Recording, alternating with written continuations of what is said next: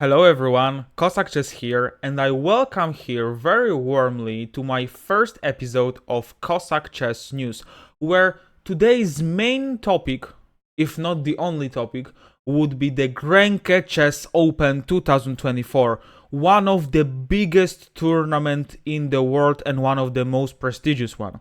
The last edition of Grenke Chess Open took place in 2019, just before the coronavirus started. They had a break for 5 years and they came back really strong with a really great prize fund, with a amazing players, and also with an extraordinary chess games. To introduce you a little bit further, let's maybe talk about the participants of the tournament. Of course, we have the number one of chess, Magnus Carlsen, the previous world champion, the present world champion, Dean Clearan, the number two of French chess, Maxime Vachier-Lagrave. Of course, the first one is Alireza Firouzja. The number one of German chess, Vincent Keimer, Grandmaster Richard Rapport, who is a second of Dean Clearan, and Grandmaster Daniel Friedman. Daniel Friedman is actually a player who is 2600 plus. You may ask what he is doing in such a really strong round robin. The thing is that he won the previous edition, which took part in 2019. As I told you in the intro, they had a 5 years break, anyway, he won the tournament, so he was eligible to participate there, so that's why he is playing there. To maybe talk a little bit about the formula, the formula changed a little bit from the previous years, because previously they played a typical 9-round robin, where 10 players were playing. They played, of course, against each other.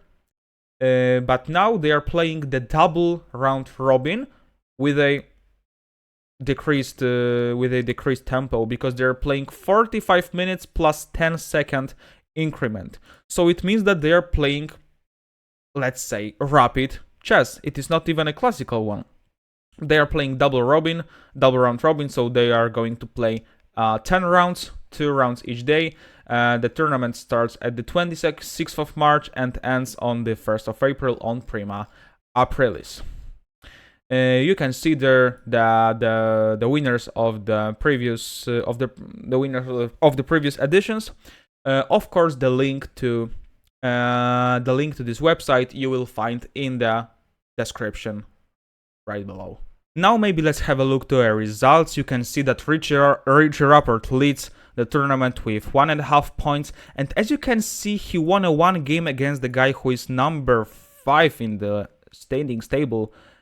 Oh, who is there? Magnus Carlsen. Yes, this would be even the main game in our episode.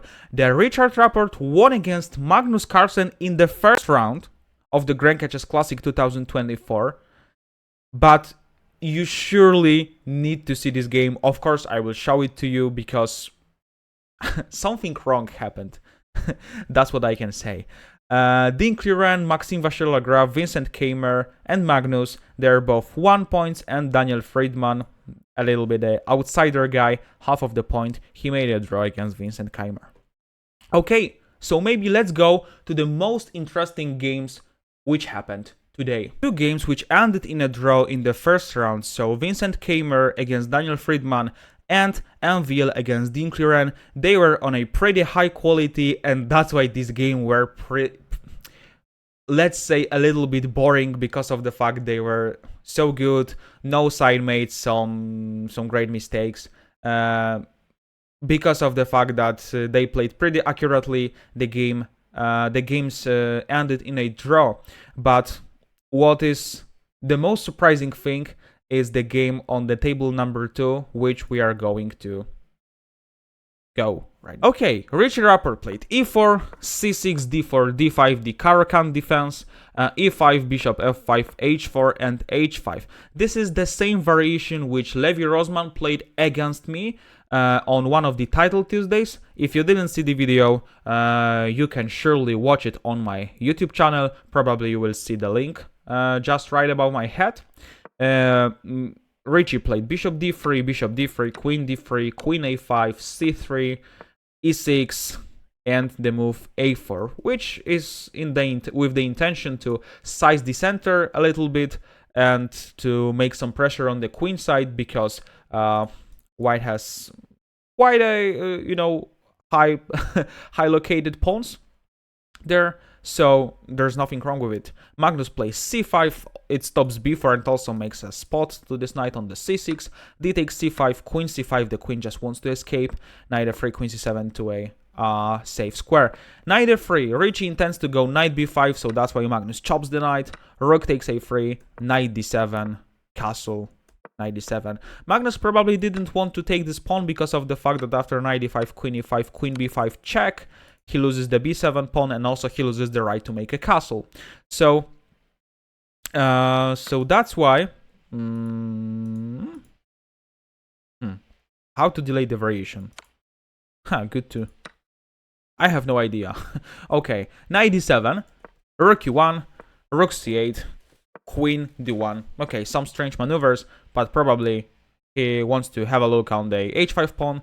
That's why Magnus delays with the castle a6, bishop g5, knight g6, a5. So they make pretty normal moves. Again, like taking the pawn on e5 would have some problems with the knight pinned there. Maybe black can play f6, but we will see in the nearest future that something similar will happen. a5, Magnus finally makes a castle, so finally the king is safe. Rook a4, the rook goes to a little bit more active square. Rook e8, so he probably intends to in one moment play f6 and to overprotect the e6 pawn after the e file opens. Rook d4, he plays knight d5. Knight e5, knight e5. Well, the chess.com said this is a mistake, but it is not easy to prove that white is that better. Probably Richie should take the pawn on h5 and make some pressure via this knight, via the h5 square, and also to put the queen a little bit closer to the opponent's king.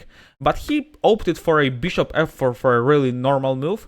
f6, of course, we need to protect the knight, and then he played queen h5. But with this move order, we allowed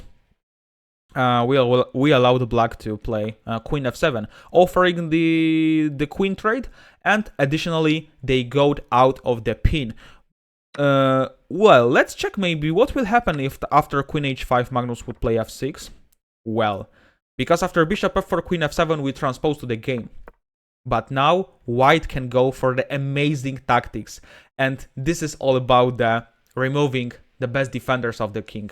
The best defenders of the king are the pawns. If we get rid of all the pawns, we are perfectly fine. Bishop takes f6, double exclamation mark. I don't know why it didn't appear. It should definitely. After rook f6, the rook is hanging, so of course why black can't go for that variation. After gf6, we see that king is not surrounded by any of his pawns. Rook takes e5. We get rid of the next defender. After queen e5, rook g4, we are really soon to give a checkmate since black needs to go queen g5, which is of course lost after hg5. But after f e5, there is no better scenario. Rook g4, queen g7, rook g7, king g7, queen e5. We have queen against two rooks, but we have also two passers on the king side. This position should be total winning with such king exposed. So that's why probably queen h5 was a little bit better move order, but he played bishop f4, f6, queen h5, queen f7. He removed his queen out of the pin. Richie decided to exchange queens, and they played something like this: rook b4, knight c6, some exchanges, blah blah blah, b3, knight d2, rook e2, knight b3, and there's nothing wrong with this position. Like black occupies the center, but his knight is a little bit misplaced, so that's where Richie attacks. It's rook b2, knight a5, rook b6. Of course, if he takes the pawn, probably after knight c4, rook b4, rook e7, rook c4, we were about to reach an equal endgame. So Richie wants to keep as many pieces as possible, and also have a look at the king. Knight c4, rook a6, rook a8. The material is equal right now. Rook a8, rook a8, rook d5. Okay, maybe not right now. Now white is pawn up, but black definitely can count for some activity thanks to his knight and thanks to the rook on the second file. Richie plays bishop c5, Magnus played rook c2, attacking the pawn. This is not a mistake at all because it's normal move. White played rook d3. Well, the better move was to play rook d7, creating a threat bishop f8 and double attacking the pawn on g7. This was probably much better, but Richie opted for a move rook d3, and we can see on the clock that Magnus Carlsen has only 14 seconds. Richie has about 1 minute, but the position is equal, at least from the theoretical side. From the practical side, it's not so easy to play this position because black is pawn down. But thanks to this knight and thanks to this rook, they can probably count for some, let's say, compensation. After the move e4, which makes this rook to make a move, black is probably perfectly fine. After rook d4, attacking both of these pieces, rook c3, we are protecting the knight, and after taking the pawn knight d2, oops, fork, we lose a rook, fork, we lose a rook. When the rook protects this pawn by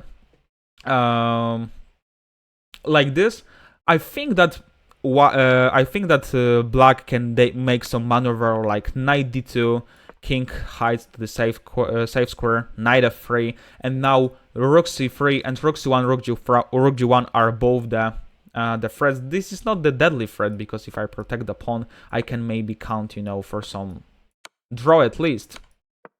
Yes, so there's nothing wrong with it. So definitely the move e4 was better for Magnus, but he gave a check first.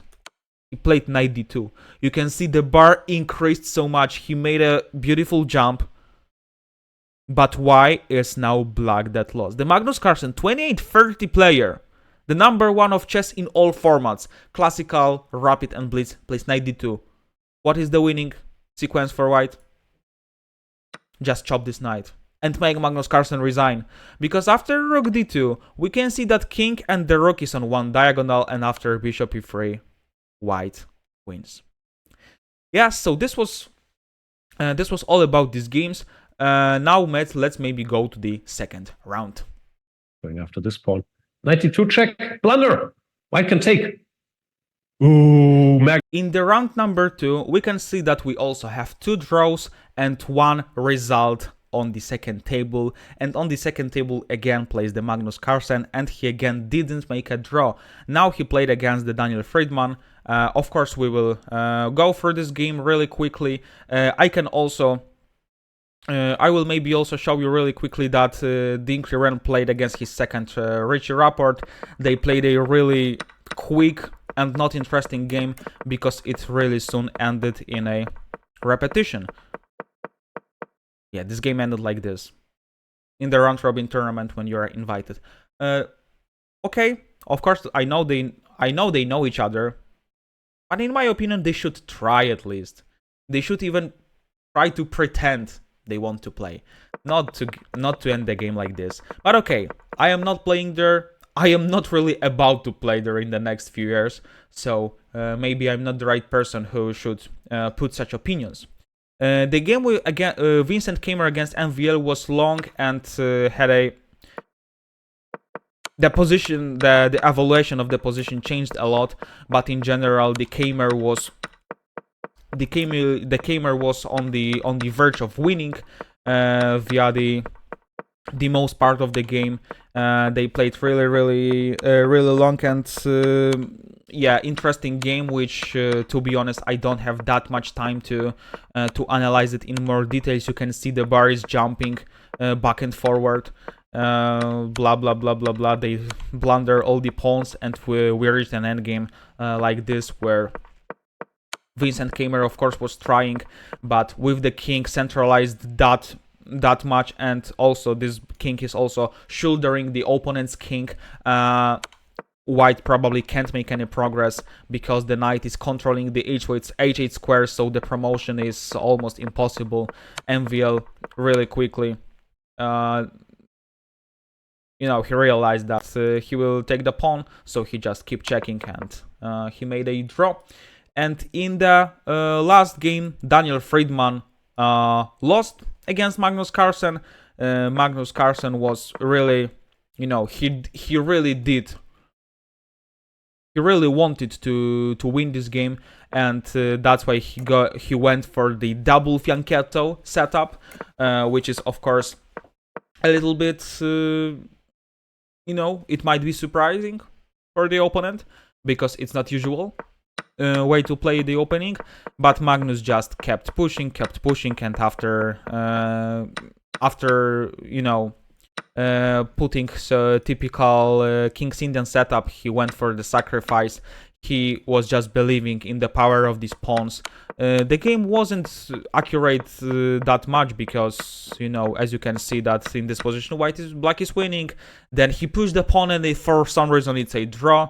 Rook a8, black allowed white to exchange the rooks, and now the conversion is not that easy. But anyway, this pawn's avalanche was too strong for Daniel Friedman. Even though the position is equal by bar, we have just 2 pawns. We are playing without any risk, and that's what Magnus does. We know he's also a endgame wizard. He was pushing. He made 2 passers, C passer and E passer, and he eventually won this endgame. So this is all about this recap from the first day of the Grenke Chess Classic. Please give me a sign if you like such format, if you want to see something like this in the future. Please write it in the comment section. Did you like it? Don't forget to subscribe the channel. Don't forget to like this video if you like this recap.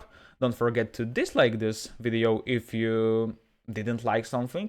But I would prefer rather to tell me in the comment what you didn't like, because it would be a good advice to improve in the future. Thank you very much for being here. Cossack Chess News, the the beginner journalist in the chess world. Bye bye.